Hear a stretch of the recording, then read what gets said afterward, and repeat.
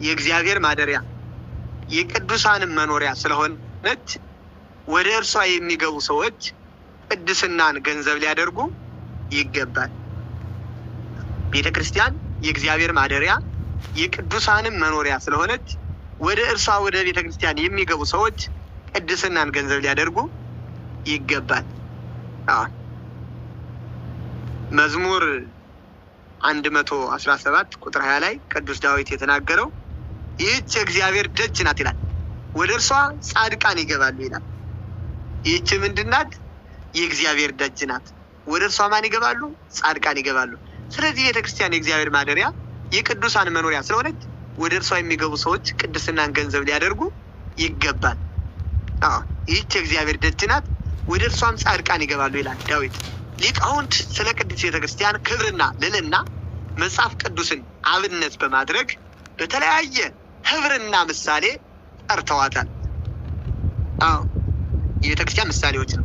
እነዚህ ምሳሌዎቿ ማንነቷን የሚያሳዩ፣ የቤተክርስቲያንን ማንነት የሚገልጹ፣ የቤተክርስቲያንን ቅድስና የሚገልጡ፣ በምድር ያለች ሰማያዊ ስርዓትንም የምትፈጽም መሆኗን የሚያሳዩ፣ በምድር ያለች ሰማያዊ ስርዓትን የምትፈጽም መሆኗን የሚያሳዩ ናቸው። ከዚህ በመቀጠል ቤተክርስቲያን በብሉይና በሐዲስ ኪዳን በምን እንደተመሰለች በዝርዝር እንመለከታለን። የቤተክርስቲያን ምኖች ምሳሌዎች። ቤተክርስቲያን በብሉይና በሐዲስ ኪዳን በምን እንደተመሰለች በዝርዝር እንመለከታለን። የቤተክርስቲያን ምሳሌዎች በብሉይ ኪዳን። የቤተክርስቲያን ምሳሌዎች በብሉይ ኪዳን። ምሳሌዎች ማለት ምን ተብላ እንደተጠራች ማለት ነው። በምን እንደተመሰለች፣ በማን እንደተመሰለች፣ ምን ተብላ ተጠራች ሳይሆን በምን እንደተመሰለች። ቤተክርስቲያንን ከማን ጋር እንዳመሳሰሏት እንዳነጻጸሯት ለማስረዳት ያክል ለምሳሌ የቀረቡ ነገሮች ናቸው። ይህ ቤተክርስቲያን ናቸው ማለት አይደለም። እነዚህ የቤተክርስቲያን ምሳሌዎች በብሉይ ኪዳን።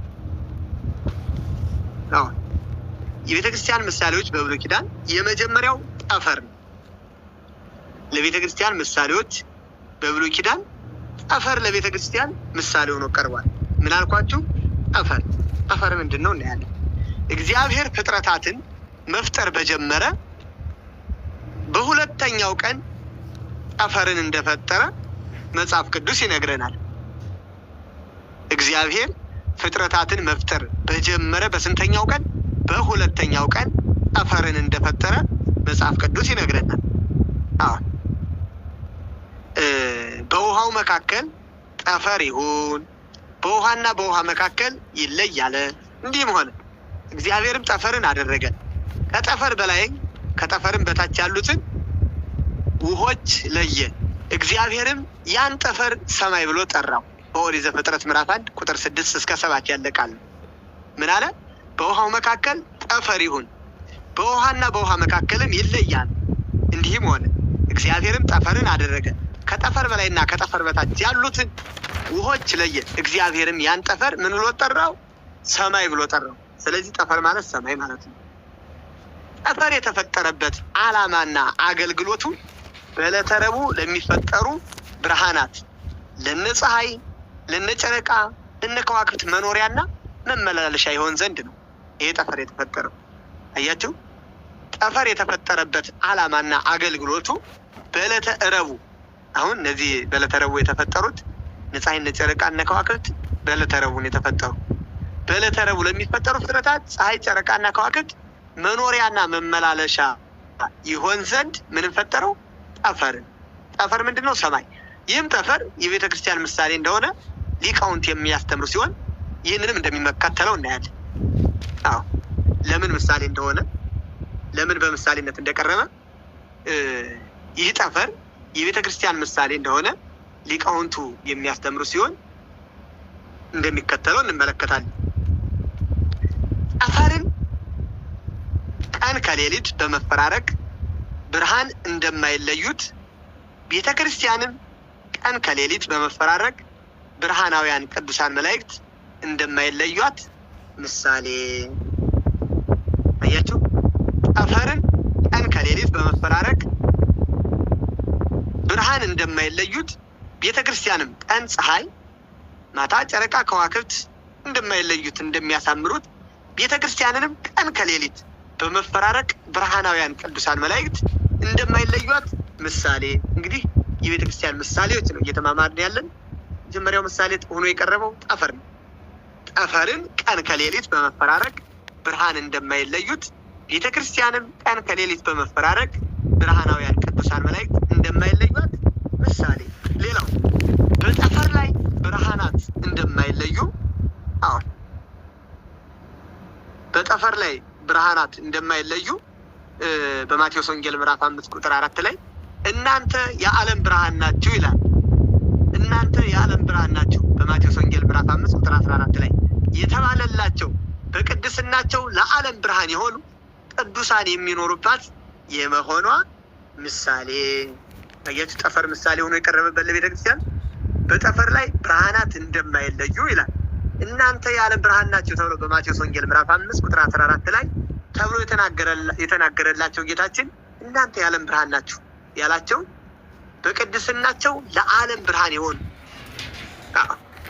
ቅዱሳን የሚኖሩባት የመሆኗ ምሳሌ።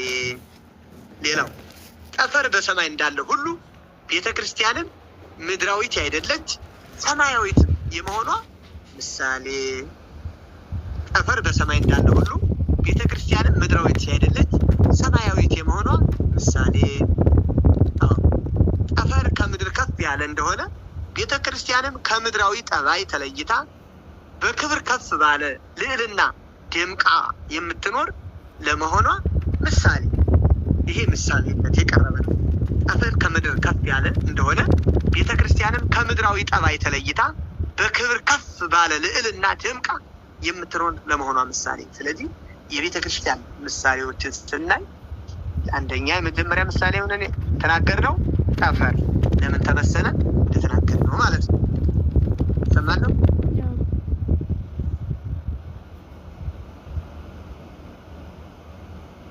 እሺ፣ ሌላው የቤተክርስቲያን ምሳሌ ሆና የቀረበችው ማናት? ገነት። ገነት የቤተክርስቲያን ምሳሌ ጠፈር፣ አሁን ደግሞ ገነት።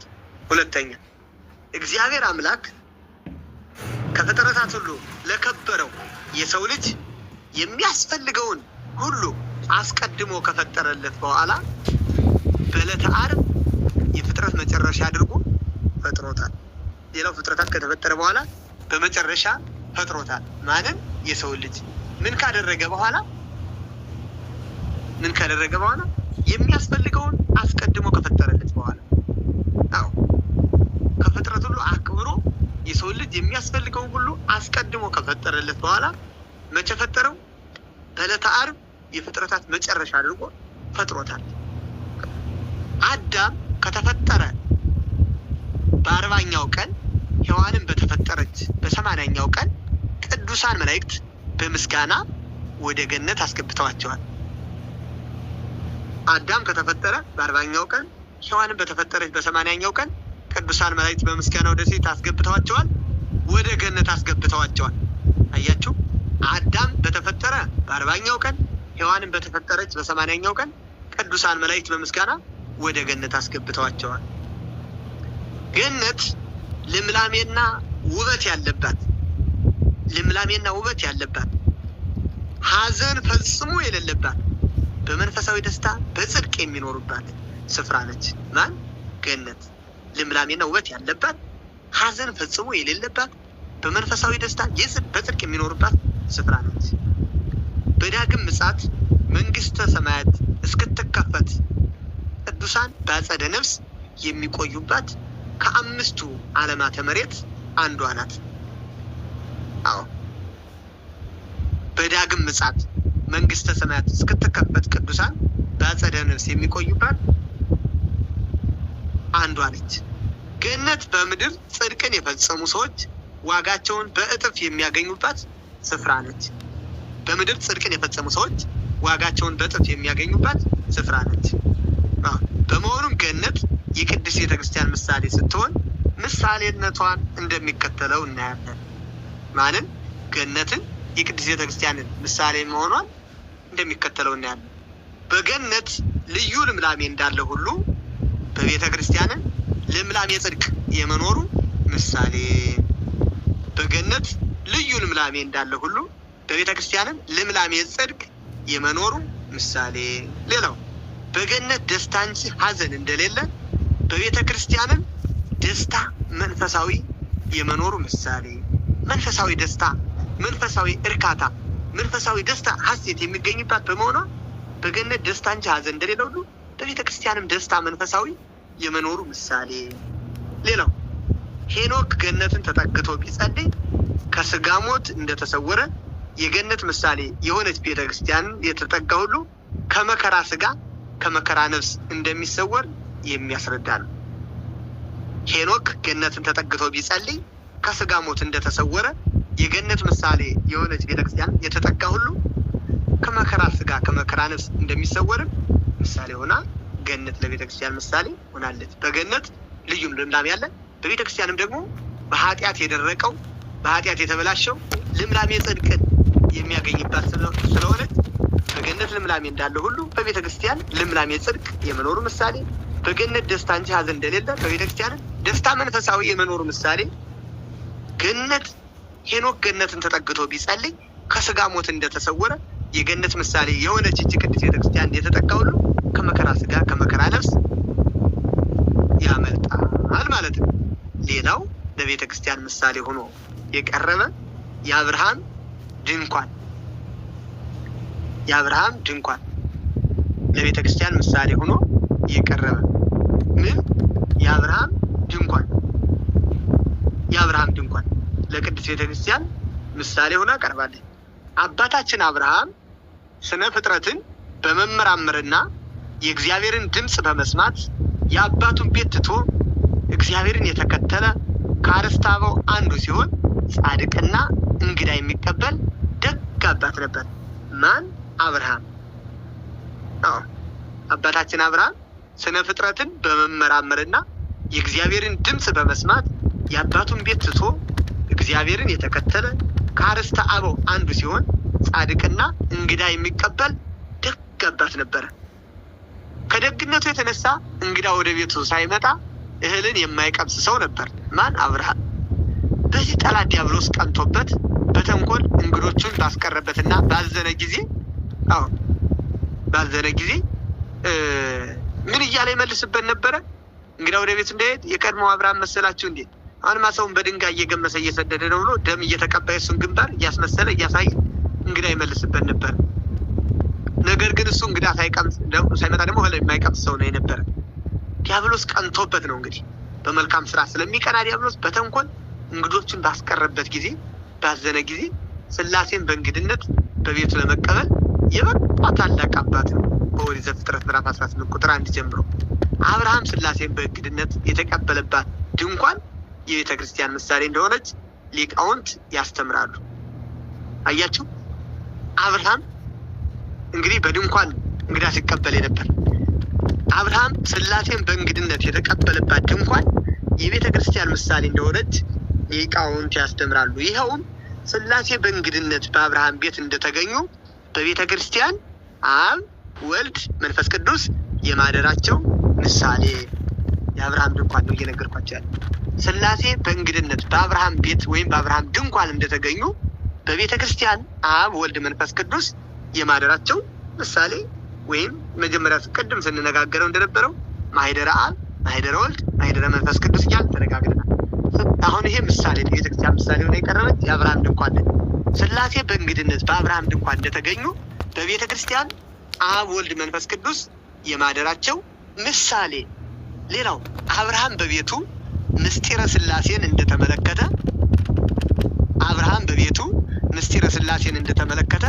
በቤተ ክርስቲያን ምስጢረ ሥላሴ የመነገሩ ምሳሌ። አብርሃም በቤቱ ምስጢረ ሥላሴን እንደተመለከተ በቤተ ክርስቲያንም ምስጢረ ሥላሴን የመነገሩ ምሳሌ